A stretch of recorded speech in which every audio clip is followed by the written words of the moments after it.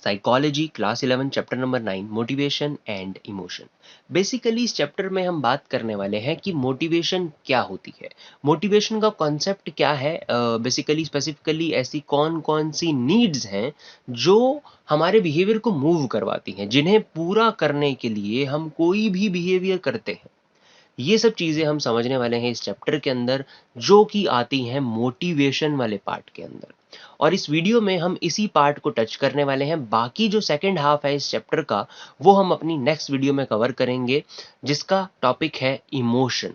तो इमोशन क्या होते हैं, इमोशन किस किस तरह के होते हैं, इमोशन हमारे अंदर कैसे पैदा होते हैं, ये सब हम इस चैप्टर के सेकंड पार्ट में समझेंगे। सो मेक श्योर कि आप इन दोनों पार्ट्स को देखो, तभी आपको ये पूरा चैप्टर 9 समझ आएगा। So now let's continue with the first half of this chapter. तो सबसे पहला टॉपिक जो हमारे सामने आता है वो है नेचर ऑफ मोटिवेशन। बेसिकली हम इसमें समझेंगे कि मोटिवेशन क्या है, इसका मतलब क्या होता है। So the concept of motivation focuses on explaining what moves the behaviour. जैसा कि मैंने आपको इंट्रोडक्शन में भी बताया था कि मोटिवेशन बात ही इस चीज़ के बारे में करता है कि हमारे बिहेवियर को क्या क्या चीज़ें मूव करवाती हैं, बेसिकली क्या चीज़ें हमारा बिहेवियर को पैदा करवाती हैं। इसी टॉपिक को एक्सप्लेन करता है motivation. More it was derived from a Latin word. ये जो वर्ड यहाँ पर लिखा है, इसे लैटिन में जैसे भी प्रोनाउंस करते होंगे, MOVERE। इस वर्ड का मतलब ही होता है मूवमेंट। तो बेसिकली ये जो मोटिवेशन वर्ड है, ये ड्राइव ही मूवमेंट वर्ड से हुआ है। तो इससे हमें ये समझ आ सकता है कि ये उसी चीज़ को एक्सप्लेन करता है कि कौन कौन सी ऐसी चीज़ें हैं जो हमारे बिहेवियर को मूव करवाती हैं, यानी कि जिनकी वजह से हम कोई भी बिहेवियर करते हैं, वही हमारी मोटिवेशन होती है। So motivation is one of the determinants of our behaviour. तो इसका मतलब यही हुआ कि मोटिवेशन भी हमारे बिहेवियर का एक डेटर्मिनेंट है, यानी कि हम अपनी मोटिवेशन के हिसाब से भी कोई ना कोई बिहेवियर करते हैं।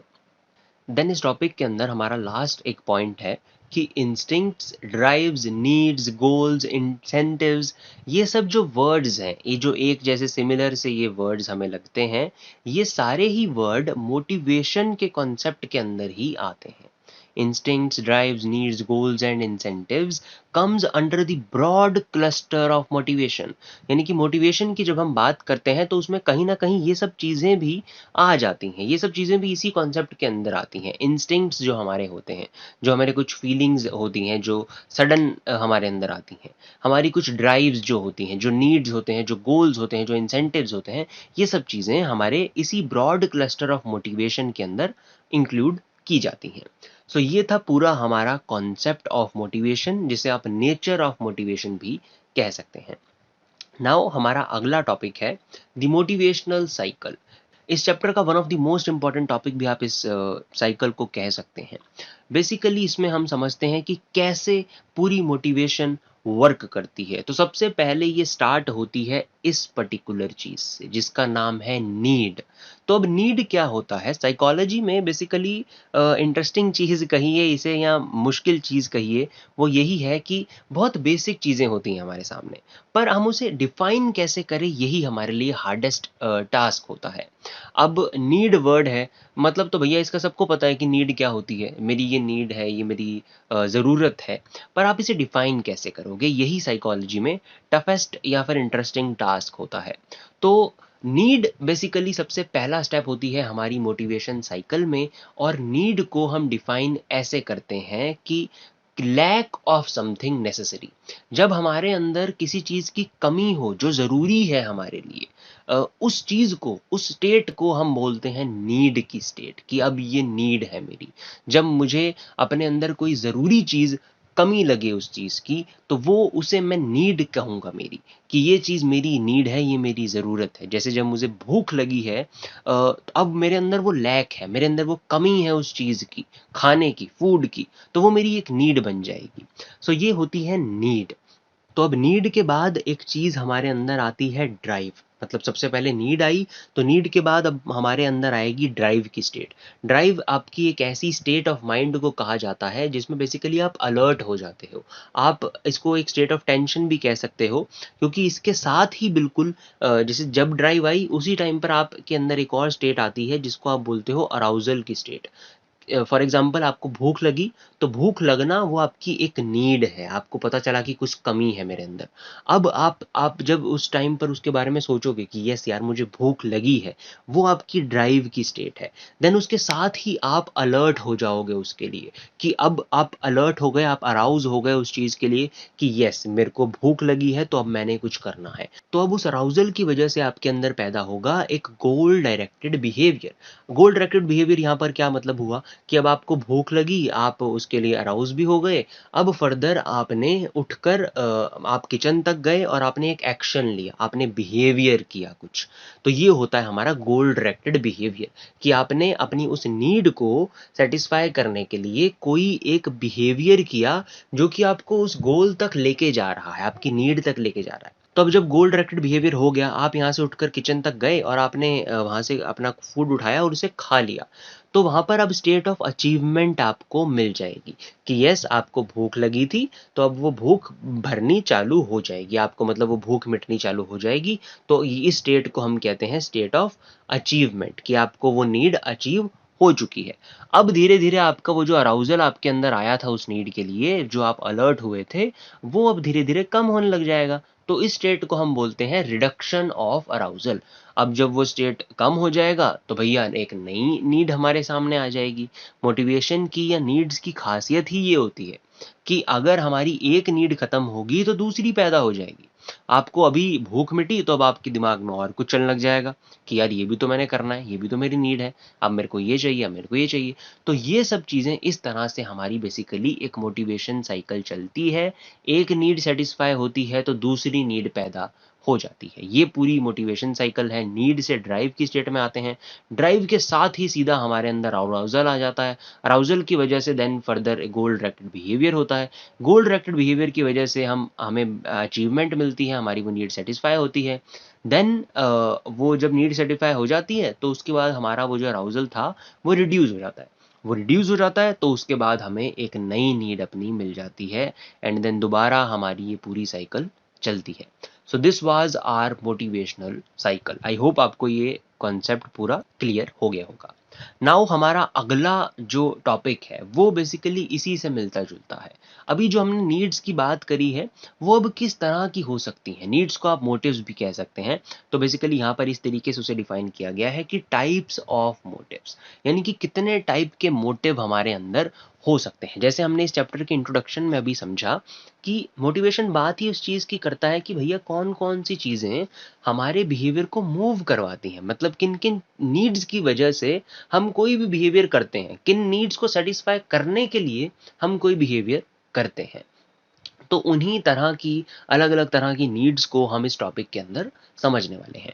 सो टाइप ऑफ नीड के अंदर ब्रॉडली हम 2 तरीके से इनको क्लासिफाई कर सकते हैं।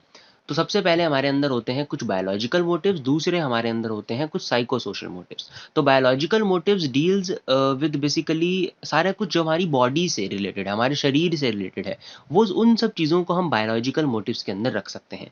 देन कुछ हमारे ऐसे मोटिव्स भी होते हैं जो हमारे शरीर से तो नहीं पर लोगों से जुड़े होते हैं, हमारी कुछ फीलिंग से जुड़ी बातें होती हैं, वो सब चीज़ें हमारी साइको सोशल मोटिव्स के अंदर आती हैं। तो सबसे पहले हम समझते हैं बायोलॉजिकल मोटिव्स को।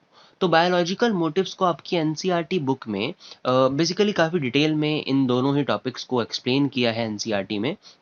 हम कोशिश करेंगे कि एक डायग्राम के थ्रू एक समरी समझ लें उन सब चीज़ों की। क्योंकि वो चीज़ें काफ़ी लेंदी हैं और बहुत बोरिंग आपको लगती हैं अगर मैं एक ही वीडियो में आपको वो सब बताता। और उसमें कुछ समझने वाला भी नहीं है। मतलब मैं कुछ ऐसा ख़ास नहीं है कि मैं आपको वो कॉन्सेप्ट समझाऊँ। वो सिर्फ़ रीडिंग वाली चीज़ें हैं और आपको पढ़ के समझ आ जाएँगी, ऐसी बातें हैं वो। इन्फॉर्मेशन है प्योरली, कि ये चीज़ होती है हंगर के अंदर, ये चीज़ होती है थ्रस्ट के अंदर एंड सो ऑन। तो ये सब चीज़ें आप रीड कर सकते हैं, इन्फॉर्मेशन पूरी आपको मैंने प्रोवाइड करी है। आपको डिस्क्रिप्शन बॉक्स में ये सारे टॉपिक्स डिटेल में उनकी एक्सप्लेनेशन है कि बेसिकली इसके अंदर क्या-क्या चीज़ें आएँगी।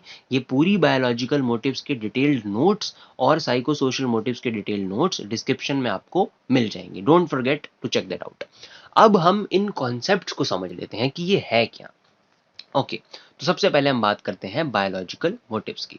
Biological motives focuses on innate biological causes of motivation, यानी कि जो हमारे कुछ इनेट यानी कि बहुत ज़रूरी और बहुत बेसिकली हमारे जो ऐसे जिनको हम अवॉइड ही नहीं कर सकते, ऐसे बायोलॉजिकल कॉजेज ऑफ मोटिवेशन की बात करता है ये बायोलॉजिकल मोटिव्स, जिसके अंदर आती हैं चीज़ें जो रिलेट करती हैं हमारे हार्मोन से, हमारे न्यूरोट्रांसमीटर से और हमारे ब्रेन स्ट्रक्चर से। तो कैसे ये सब चीज़ें हमारे बिहेवियर को प्रोड्यूस करवाती हैं, इन सब बातों को एक्सप्लेन करता है हमारा बायोलॉजिकल मोटिव्स वाला कॉन्सेप्ट। तो स्पेसिफिकली जिन चीज़ों की हमने इसमें बात करनी है वो है हंगर, जो हमारी एक सबसे पहली सबसे ज़रूरी बायोलॉजिकल नीड है। दूसरी थर्स्ट, हमारी प्यास, वो भी हमारी एक बायोलॉजिकल नीड है। और तीसरा हमारे सेक्स मोटिव्स, ये भी हमारी एक बायोलॉजिकल नीड है। इस टॉपिक को एक्सप्लेन करने से पहले काफ़ी लोग झिझकते हैं, या आप भी जब इस वर्ड को सुनते होंगे तो आपके माइंड में ना मतलब एक अलग इमेज फॉर्म हुई होगी कि यार हंगर अलग चीज़ है, थर्स्ट अलग चीज़ है, ये सर ने सेक्स कैसे बोल दिया एक साथ, ऐसे ही एक से वर्ड साथ में आहा कैसे किया। या आपको अगर अभी लीड भी नहीं लगी होगी ना आपकी, तो आपने सबसे पहले तो लीड ढूंढी होगी कि मैं लीड लगाऊं, और क्योंकि आसपास सुनना अच्छा ही लगेगा। बट इस चीज़ को हमें इस तरीके से परसीव नहीं करना चाहिए। Sex education is a must, उसकी लैक, उसकी कमी की वजह से ही आज हमारी सोसाइटी में ये सब चीज़ें हो रही हैं जो नहीं होनी चाहिए। तो बेसिकली ये जो तीन नीड्स की हमने बात करी है, हंगर, थर्स्ट एंड सेक्स, यही तीन नीड्स हमारी बायोलॉजिकल मोटिव्स के अंदर आती हैं। अब हंगर क्या होता है हमें सबको पता है, थर्स्ट क्या होता है हम सबको पता है, सेक्स क्या होता है ये भी हमें पता है, हमारी एक रिप्रोडक्टरी नीड है वो। बट इसमें एक इंपॉर्टेंट चीज़ जो हमें समझनी ज़रूरी है वो ये है कि हंगर और थर्स्ट, इन दोनों नीड्स के बिना हम जिंदा नहीं रह सकते, बट सेक्सुअल नीड्स के बिना हम जिंदा ऑफ कोर्स रह सकते हैं। तो ये तीन हमारी मेजर बायोलॉजिकल नीड्स हैं, जिनके नोट्स आपको डिस्क्रिप्शन में मैंने दे रखे हैं, आप इनके बारे में वहाँ पर समझ सकते हैं। देन बायोलॉजिकल मोटिव्स को छोड़कर हमारे अंदर कुछ साइको सोशल मोटिव्स भी होते हैं। जैसे कि सबसे पहला मोटिव हमारे सामने आता है need for achievement. Need for achievement मतलब कि हम सभी के अंदर एक अचीवमेंट की भी नीड होती है। हमें चाहिए कि हम कुछ अचीव करें अपनी लाइफ में। ये अब क्या होती है, इसके अंदर क्या-क्या स्पेसिफिक चीज़ें आती हैं, उसके बारे में आप नोट्स में से समझ सकते हैं। देन फर्दर एक हमारे अंदर नीड होती है एफिलिएशन की नीड। एफिलिएशन का मतलब होता है कि हम फिज़िकली भी और साइकोलॉजिकली भी लोगों के करीब रहना पसंद करते हैं। ये मतलब होता है एफिलिएशन वर्ड का। तो बेसिकली नीड ऑफ एफिलिएशन भी हमारे अंदर होती है, क्योंकि हमें पता है कि a man is a social animal, ये काफ़ी फेमस कोट आपने सुना होगा। तो उससे ही ये कॉन्सेप्ट हमारे सामने आया है कि सोशल एक हमारी नीड होती है कि लोग हमारे साथ रहें, हम लोगों के साथ रहें। आइसोलेशन सबसे बड़ी सज़ा मानी जाती है लोगों के लिए, ह्यूमन्स के लिए, क्योंकि हमारे अंदर ये नीड है, इसी वजह से हमें आइसोलेशन बुरी लगती है, लोगों से अलग होना हमें बुरा लगता है। सो ये हमारी सेकंड साइको सोशल नीड थी, नीड ऑफ एफिलिएशन। देन हमारे अंदर एक नीड आती है नीड ऑफ पावर। पावर की नीड आपने सुनी होगी, पॉलिटिक्स में जो सब क्राइम होते हैं वो इसी ओवर मतलब इस पावर ऑफ नीड की वजह से ही होते हैं। लोगों के सर पर ये नशा होता है पावर का, जिसकी वजह से वो बहुत से गलत काम भी करते हैं। बट इन लिमिट ये नीड हम सबके अंदर ही होती है। और ये नीड होती क्या है, इसका मतलब ये होता है कि हमारे अंदर एक ऐसी इच्छा होती है, एक ऐसी नीड होती है बेसिकली, कि हम कितना ज़्यादा लोगों के बिहेवियर्स को, लोगों के फीलिंग्स को अफेक्ट कर सकते हैं। ये आता है इस नीड ऑफ पावर के अंदर, ये कॉन्सेप्ट कि बेसिकली कितना हम लोगों को अफेक्ट कर सकते हैं, कितना ज़्यादा इन्फ्लुएंस कर सकते हैं। इस चीज़ को सेटिस्फाई करने के लिए हम अपनी इस नीड को, इस नीड ऑफ पावर को सेटिस्फाई करते हैं। देन हमारे अंदर एक नीड होती है need for curiosity and exploration. Curiosity हमारे अंदर ऑफ कोर्स होती है, और हम एक्सप्लोर करना चाहते हैं अलग अलग चीज़ें, ये हर ह्यूमन के अंदर होती है। देन फाइनली एक लास्ट जो हमारे अंदर साइको सोशल नीड होती है वो है हमारी self actualisation needs, self actualisation motives. तो अब ये क्या होते हैं सेल्फ एक्चुअलाइजेशन मोटिव्स हमारे, इस चीज़ को समझने के लिए हमें अपने नेक्स्ट टॉपिक को भी समझना पड़ेगा, जो है हमारा मैस्लो हायरार्की ऑफ नीड। तो मैस्लोव ने एक हायरार्की ऑफ नीड हमें दी थी। ये इस चैप्टर का one of the most important topic मैं आपको कहूँगा। सिर्फ इस चैप्टर का ही नहीं, पूरी साइकोलॉजी में एक मेजर कंट्रीब्यूशन है जो मैस्लोव ने हमें दी है। It is called the hierarchy of need, कि हमारी अंदर नीड्स कैसे बटी हैं और पहले कौन सी नीड आती है, देन कौन सी आती है, देन कौन सी आती है, एंड सो ऑन। और इस ही टॉपिक के अंदर वो जो नीड अभी हमने यहाँ पर समझी है, सेल्फ एक्चुअलाइजेशन नीड्स या मोटिव्स, उस टॉपिक को मैस्लोव ने टॉप पर रखा है इस पूरे पिरामिड में, कि सबसे ज़रूरी, सबसे मतलब जिस चीज़ के लिए हर ह्यूमन भागता है वो यही है, टॉप मोस्ट हमारी नीड यही होती है, सेल्फ एक्चुअलाइजेशन की नीड। तो अब इस नीड को समझने के लिए हमें पहले बाकी सारी नीड्स भी समझनी पड़ेंगी। तो basically Maslow hierarchy of need के कॉन्सेप्ट के अंदर हम ये समझते हैं कि कैसे हमारे अंदर हमारी नीड्स की हायरार्की बटी हुई है। तो सबसे पहले इस पिरामिड में आपको जैसे दिख रहा होगा कि सबसे ज़्यादा स्पेस जो मैस्लो ने दिया है, वो दिया है हमारी फिजियोलॉजिकल नीड्स को। यानी कि सबसे ज़रूरी तो सबसे पहले जो हमारे सामने आती हैं, वो आती हैं हमारी फिजियोलॉजिकल नीड्स। जब तक वो पूरी नहीं होंगी हमारी कुछ बेसिक नीड्स, हम बाकी की नीड्स पर जा ही नहीं सकते। सबसे पहले हमें चाहिए कि भैया एयर मेरे पास हो, मतलब ऑक्सीजन हो, देन वाटर हमें चाहिए, देन हमें फूड चाहिए, शेल्टर चाहिए, नींद चाहिए, क्लोथिंग चाहिए, और हमारी रिप्रोडक्टरी नीड सेटिस्फाई होना ज़रूरी है। यानी कि जो हमने अपनी बायोलॉजिकल नीड्स में 3 नीड्स पढ़ी हैं, उन सब चीज़ों के साथ-साथ और भी कुछ जो फिज़ियोलॉजिकल हमारी बॉडीली नीड्स होती हैं। घर हमें चाहिए, हमें खाना-पीना चाहिए, हमें नींद चाहिए, कपड़े चाहिए, ये सब चीज़ें हमारी फिजियोलॉजिकल नीड के अंदर आती हैं। सबसे पहले ये कंप्लीट होना ज़रूरी है। देन जब ये कंप्लीट हो जाती हैं, उसके बाद हम आते हैं अपनी सेफ्टी नीड्स के ऊपर। सेफ्टी नीड्स हमारी कुछ ऐसी नीड्स होती हैं जैसे कि बेसिकली जिससे हम सेफ फील करते हैं, फिजिकली, मेंटली, इकोनॉमिकली, एटसेट्रा। इन सब बेसिस पर हमें सेफ्टी चाहिए होती है एज अ ह्यूमन, कि मैं सेफ हूँ।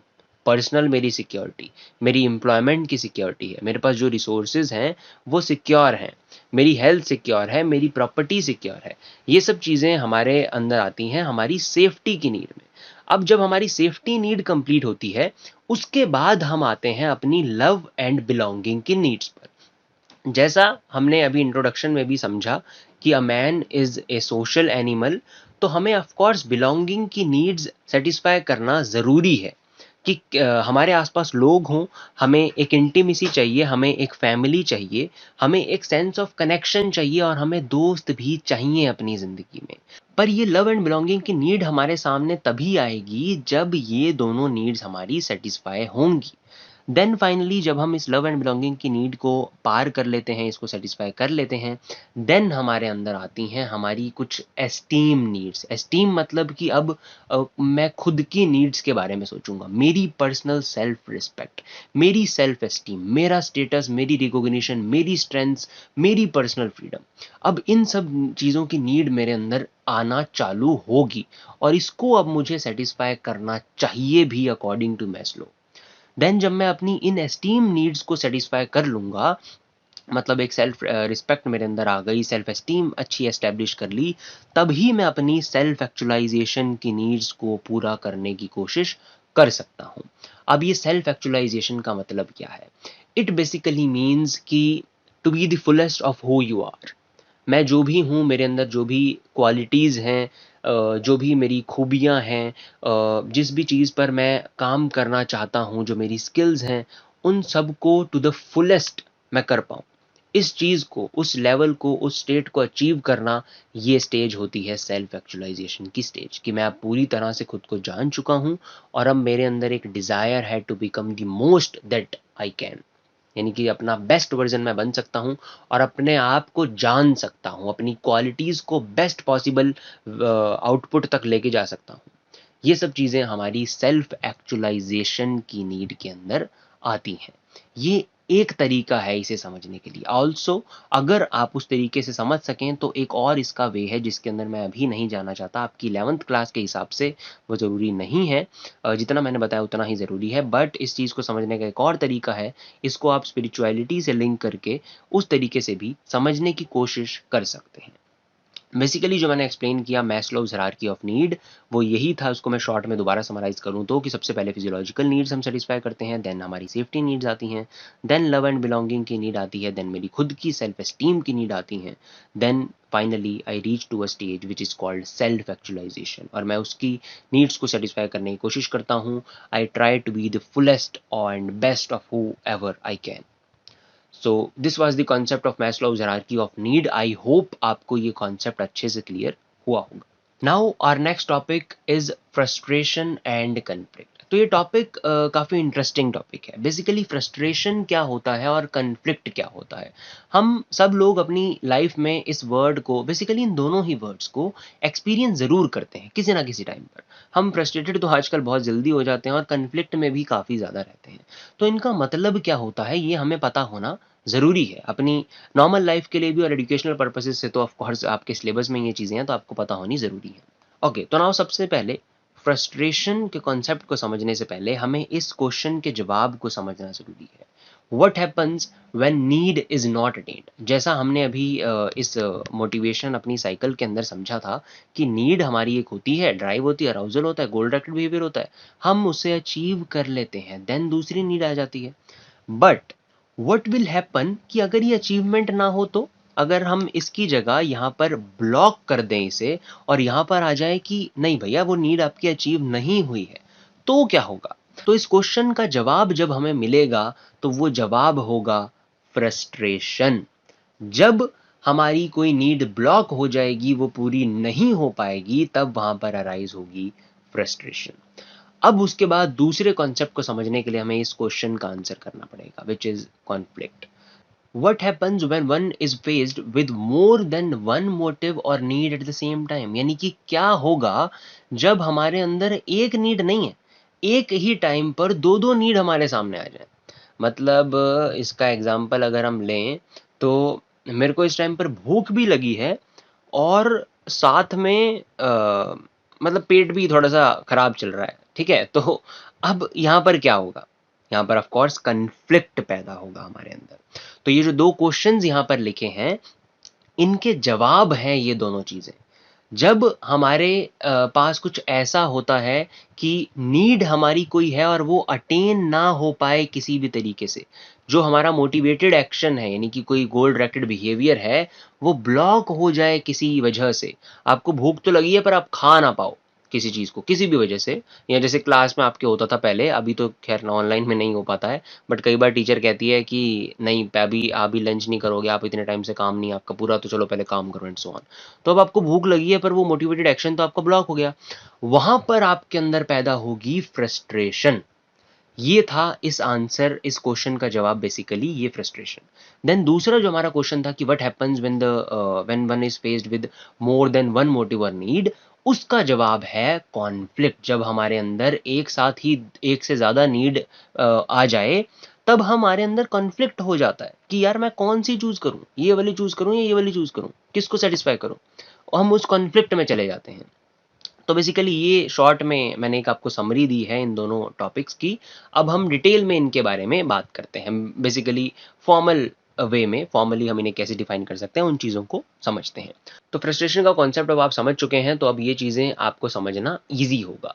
So first of all, frustration occurs when an anticipated, desirable goal is not attained and the motive is blocked। ये एक फॉर्मल हमें डेफिनेशन मिल गई कि फ्रस्ट्रेशन को हम ऐसे डिफाइन कर सकते हैं। बात वही है जो अभी हमने समझी है कि फ्रस्ट्रेशन तब अकर होती है जब एक एंटीसिपेटेड यानी कि जो हमने पहले से सोचा हो वो डिजायरेबल गोल अटेन ना हो पाए या फिर हमारा मोटिव ब्लॉक हो जाए किसी भी तरह, तो उस चीज को हम फ्रस्ट्रेशन कहते हैं, तब वहां फ्रस्ट्रेशन अकर हो जाती है। पर उस चीज को डिफाइन हम इस तरीके से इन वर्डिंग में कर सकते हैं। देन फ्रस्ट्रेशन अग्रेशन हाइपोथेसिस, ये एक बहुत इंपॉर्टेंट टॉपिक है फ्रस्ट्रेशन के अंदर, जो है बेसिकली फ्रस्ट्रेशन अग्रेशन हाइपोथेसिस कि ये दोनों चीजें कैसे आपस में लिंक है। इसको दिया था डॉलर्ड एंड मिलर ने। अब ये जो टॉपिक है वो ये बताता है कि फ्रस्ट्रेशन प्रोड्यूसेस अग्रेशन। ये आप भी महसूस कर सकते हैं, जब आपको फ्रस्ट्रेशन होती है तो उसके बाद अगला स्टेप क्या होता है, ऑफ कोर्स गुस्सा आता है, अग्रेशन होता है। तो ये बेसिकली कॉन्सेप्ट है सिंपल सा, फ्रस्ट्रेशन अग्रेशन हाइपोथेसिस, जो कि ये कहता है कि भैया फ्रस्ट्रेशन लीड करवाती है अग्रेशन को। अब इसके पीछे के 3 मेन कारण हो सकते हैं फ्रस्ट्रेशन के पीछे के, वो हमारे सामने एक्सप्लेन्ड हैं।